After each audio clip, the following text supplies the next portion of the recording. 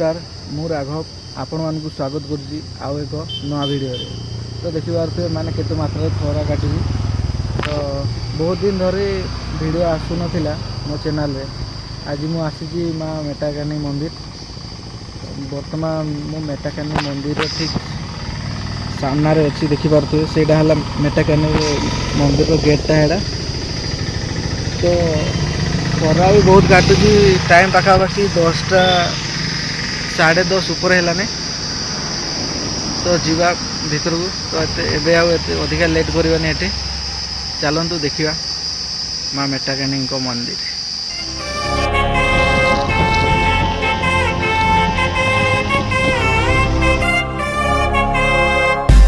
यहाँ है मेटाकानी मंदिर मेन गेटा यहाँ।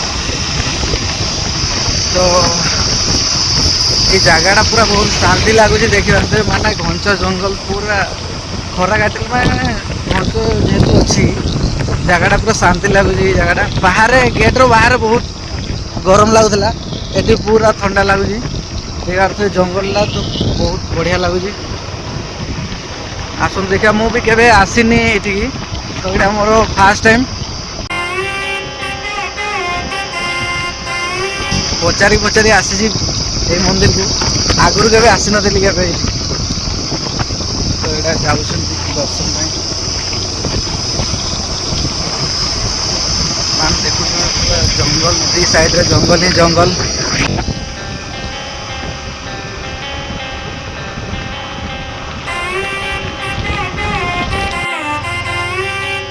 मंदिर बाहर दृश्य देखी पारे माने केते भीड़ अच्छी लोक गहली अच्छी पूरा। तो देखु तो जीवा भीतर को एबे गाड़ी स्कूटी लॉक कर दबा।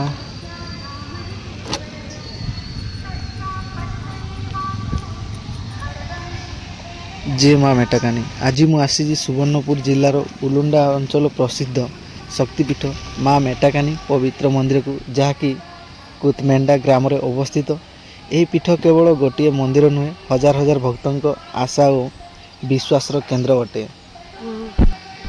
एपट साइड रे देखि पारथि केते सारा जंगल अच्छी माने जंगल ही जंगल।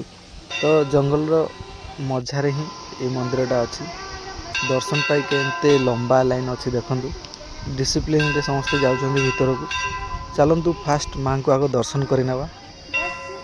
लोक मानको कहवा अनुसार पुरातन समय रे माँ स्वप्न रे भक्त मानको दर्शन देइथिले।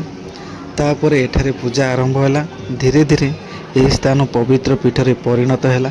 एबे एठाकू हजार हजार भक्त आसुचंती प्रतिदिन। ए होची माँ को मुख्य मंदिर जोठारे माँ मेटाकानी पूजा पाती। आउ भीतर को तो फोन एलाउ नथिला तो सेतिपय माँ को आपण को पाखरे दर्शन करि पारली नाही। तो सेतिरे किछि कथा नहीं। लोक मानक विश्वास अनुसार माँ मेटाकानी सदा तांको भक्तों दुख हार करी शांति और समृद्धि आशीर्वाद देई थांती।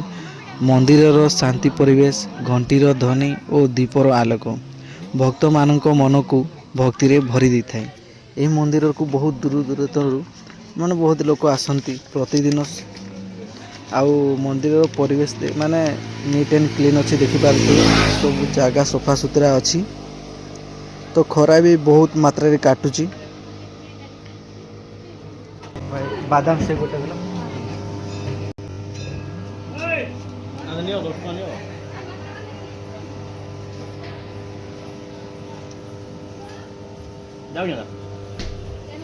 लोक मानक विश्वास अनुसार माँ मेटाकानी सत्य भक्ति रे डाकिले समस्त मनस्कामना पूरण करती। एठारे प्रतिदिन पूजा दीप धूप घंटीर ध्वनि रे समग्र परिवेश भक्तिमय होता है। माँ मेटाकानी मंदिर होची ओडिशार एक पवित्र शक्तिपीठ जोठारे भक्त आस्था और आध्यात्मिकतार अद्भुत सम्मिलन देखा मिले। एबे जस्ट मु चेक करूथली माने एठी खरा अछि माने टेम्परेचर 44 डिग्री ऊपर अच्छी। तो 44 डिग्री माने यही माने मार्बल तो जानी थे केते ताती जाउजी गोड़। तो कौन करवा कष्ट टे लगुच हेले भी चलो। भीतर व्यू तो बहुत मुस्किल लगुच माने बहुत बढ़िया अच्छी आसवा को मन लगुन। तो किसी कथा नहीं चलतु बाहर साइड टे बुली आसवा। এই জায়গাରେ ଗୋଟେ ସିନେମାଟିକ୍ ସଟ୍ର ଆବଶ୍ୟକତା ଅଛି।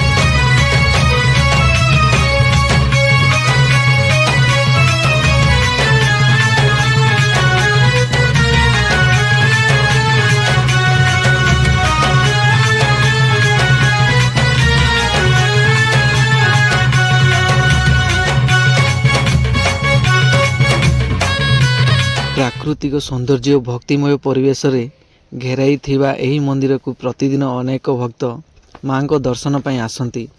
ଦୂର ଦୂରାନ୍ତରୁ ଲୋକମାନେ ଆସି ମାଙ୍କ ପାଖରେ ପ୍ରାର୍ଥନା କରନ୍ତି ଓ ଆଶୀର୍ବାଦ ଗ୍ରହଣ କରିଥାନ୍ତି। ଏଠାରେ କିଛି ଖାଇବା ପିଇବାର କିଛି ଅସୁବିଧା ନାହିଁ।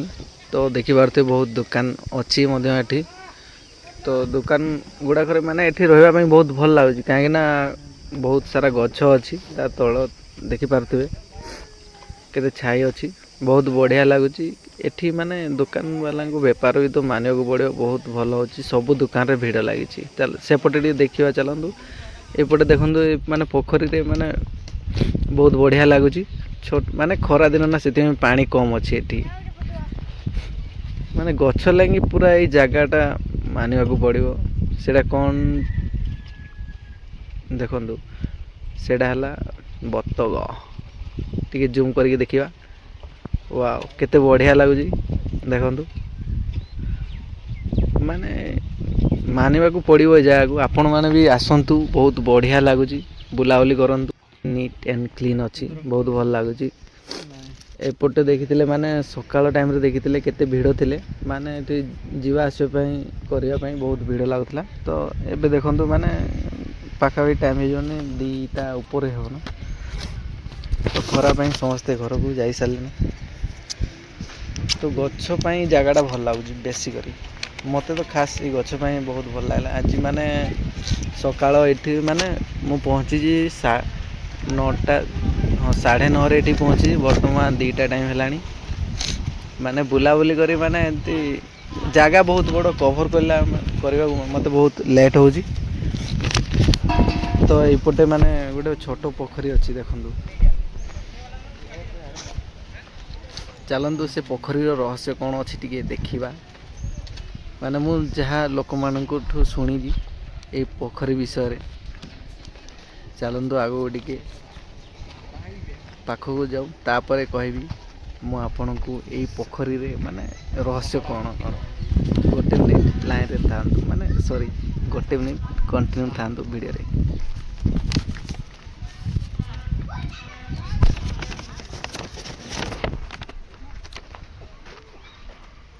ମାନେ ଯେତେ ପାଖକୁ ଆସିବେ ଦେଖେ ମାନେ ଏଇ ପୋଖରୀର ଭିୟୁଟା ବହୁତ ଭଲ ଲାଗୁଛି। ଖରା ଦିନ ନା, ପାଣି ବି କମ୍ ଅଛି ଏବେ। ସେ ସାଇଡ଼୍ରେ ମା ମେଟାକାନୀ ହଁ ଲେଖା ହେଇଛି, ବହୁତ ବଢ଼ିଆ ଲାଗୁଛି ଦେଖିପାରୁଥିବେ। ମାନେ ଏଠାକାର ଲୋକମାନଙ୍କଠୁ ଯାହା ମୁଁ ଶୁଣିଛି, ପୋଖରୀରେ ମାନେ ପାଣି କେବେ ଶୁଖାଯାଏ ନାହିଁ ଏଇ ପୋଖରୀରେ ବୋଲି ଲୋକମାନେ ଏଠାକାର ଲୋକମାନେ କହନ୍ତି। ମାଙ୍କ ପୂଜା ପୂର୍ବରୁ ଏହି ପୋଖରୀ ପାଣି ପବିତ୍ର ମାନାଯାଏ। ଏଇଟା ତ ମୁଁ ଜାଣିନି, ବାକି ଲୋକଙ୍କ କହିବା ଅନୁସାରେ ମୁଁ ଆପଣଙ୍କୁ କହୁଛି, ଯାହା ପଚାରିଥିଲି ମୁଁ ଏଠି। ମାନେ କିଛି ଲୋକ କହନ୍ତି ରାତିରେ ଅଜଣା ଶବ୍ଦ କିମ୍ବା ଆଲୋକ ଦେଖାଯାଏ ଏଇ ମାନେ ପୋଖରୀ ଭିତରେ। ଏହି ପୋଖରୀରେ ଗୁପ୍ତ ଶକ୍ତି ଅଛି, ଯାହା ଲୋକଙ୍କ କହିବା ଆଉ ଲୋକମାନେ ମାନନ୍ତି। ଆଉ ପୋଖରୀର ସାଇଡ଼୍ରେ ମାନେ ଏଇ ପାର୍କଟା ଅଛି, ଯାହାକି ତାଲା ପଡ଼ିକି ଅଛି। ବାକି ବୁଲିବା ପାଇଁ ଇଚ୍ଛା ଥିଲା ଭିତରେ, ଜାଣିନି କ'ଣ ପାଇଁ ବନ୍ଦ ଅଛି। ଭିଡ଼ିଓଟି ଯଦି ଆପଣମାନଙ୍କୁ ଭଲ ଲାଗିଥାଏ କିମ୍ବା ଆପଣଙ୍କୁ ପସନ୍ଦ ଲାଗିଥାଏ, ତେବେ ଏହି ଚ୍ୟାନେଲଟିକୁ ସବସ୍କ୍ରାଇବ୍, ଲାଇକ୍, ସେୟାର, କମେଣ୍ଟ କରନ୍ତୁ। କାହିଁକିନା ଆପଣଙ୍କ ଗୋଟେ ଗୋଟେ ଲାଇକ୍ ବହୁତ ମୋଟିଭେଟ୍ କରେ। ଆପଣମାନେ ନିଶ୍ଚୟ କହିବେ ମାନେ ନେକ୍ସଟ ଟାଇମ୍ କେଉଁ ଟେମ୍ପଲକୁ ଭିଜିଟ୍ କରିବି, କମେଣ୍ଟରେ ଜଣାଇବେ। ତ ସେତିକି ପର୍ଯ୍ୟନ୍ତ ରହୁଛି, ନମସ୍କାର।